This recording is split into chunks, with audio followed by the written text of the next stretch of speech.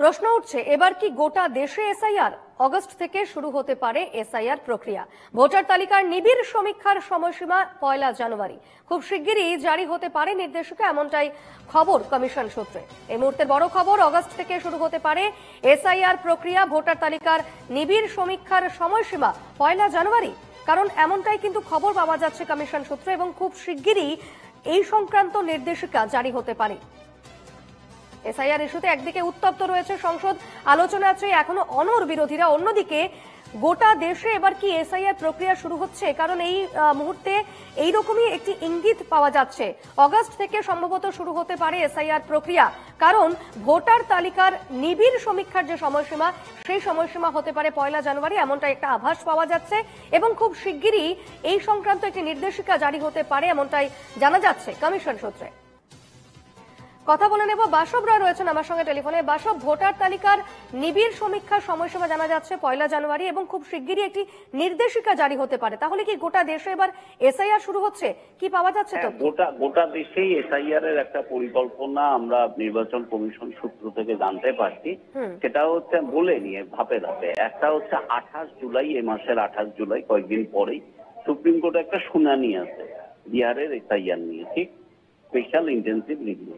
তারপরে 1 আগস্ট ধরে নেওয়া হয়েছে, 1 আগস্ট একটা ডেট, সেই ডেটে বিহারের যে খসড়া ভোটার তালিকা সেটা প্রকাশ হবে। এবং 1 আগস্ট থেকে 1 সেপ্টেম্বর পর্যন্ত বিহারের এই আপত্তি, মানে যাদের নাম ওঠেনি তাদের এবং যাদের নাম উঠেছে তাদের প্রমাণ, এইসব চলবে হচ্ছে আগস্ট মাস থেকে।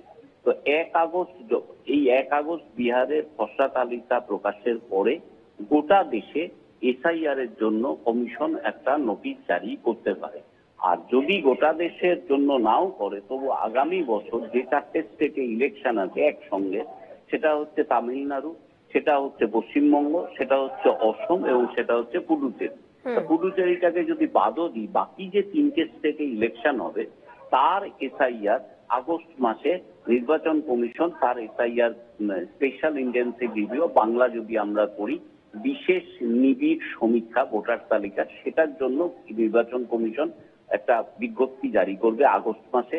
এবং 4 মাস ধরে, 4 বা 5 মাস ধরে বিশেষ নিবিড় সমীক্ষা চলবে। বিহারের ক্ষেত্রে যেটা 1 মাস হয়েছিল, বেঙ্গল, আসাম আর তামিলনাড়ুর ক্ষেত্রে সেটা 5 মাস ধরে চলতে পারে, August, September, October, November, December এবং 1 জানুয়ারি। সেক্ষেত্রে এই 3টে স্টেটে, কিংবা যদি গোটা ভারতের জন্য হয়, তখন ওই 1 জানুয়ারি দেখা যাবে যে একটা ড্রাফট ভোটার লিস্ট প্রকাশ হবে, হয় এই 3টে স্টেটে, পুডুচেরিকে নিয়ে, যেহেতু পুডুচেরি স্টেট না, আর না হলে গোটা ভারতে। এইরকম একটা পরিকল্পনা নির্বাচন কমিশন করেছে। তবে সবই নির্ভর করছে 28 জুলাই সুপ্রিম কোর্টের শুনানির উপরে। কারণ সেই শুনানিতে সুপ্রিম কোর্ট কি নির্দেশ দেয়, যদি গোটা প্রক্রিয়াটাকেই বাতিল করে বা অন্যভাবে দেখতে বলে, তখন আরেক রকম চিন্তা ভাবনা করা হবে।